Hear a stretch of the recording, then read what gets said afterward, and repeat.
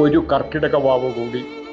പിതൃവിൻ്റെ പൂർണ്ണരൂപം മനസ്സിൽ ധ്യാനിക്കാൻ ആവശ്യപ്പെടുന്ന പുരോഹിതന്റെ വാക്കുകൾ കേൾക്കുമ്പോൾ പൂർണ്ണമായും അച്ഛനും അമ്മയുമാണ് മനസ്സിൽ.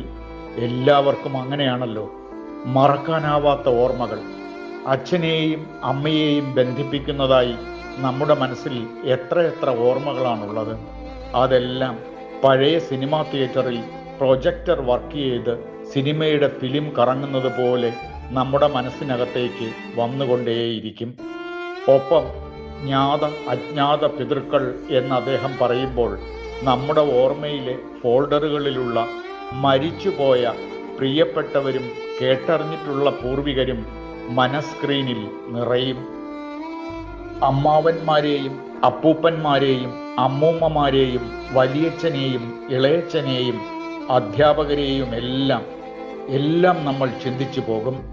അടുത്തടുത്ത പ്രായങ്ങളുള്ള 3 കുട്ടികളെ 3 തൊട്ടിലുകളിൽ ഒരേ സമയം വളർത്തിയ, മിക്സിയും ഗ്യാസ് അടുപ്പും ഇല്ലാക്കാലത്ത് ഒരു രക്ഷയുമില്ലാത്ത രുചിയിൽ ചോറിന് കറികൾ ഉണ്ടാക്കുന്ന അമ്മുമ്മയുടെ കഥ പറച്ചിൽ ഓർമ്മ വരും.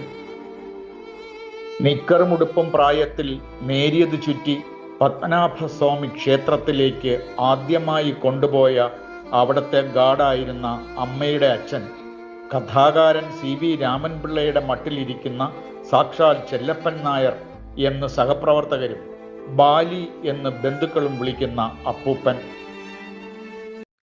സന്തോഷം, ഡേ സന്തോഷം എന്നിങ്ങനെ എൻ്റെ പേരിലൊരു ചേർത്ത് വിളിക്കുന്നത് ഓർമ്മ വരും. ലക്ഷം കോടിയുടെ സ്വത്ത് വെളിയിൽ അറിയപ്പെടുന്നതിന് മുമ്പുള്ള സുരക്ഷാ കടുപ്പമില്ലാത്ത പത്മനാഭസ്വാമി ക്ഷേത്രം, അമ്മയുടെ പോലീസ് ജോലി, അച്ഛൻ്റെ കരുതൽ. നമിക്കണം ഈ ബലിയിടൽ ചടങ്ങിന്.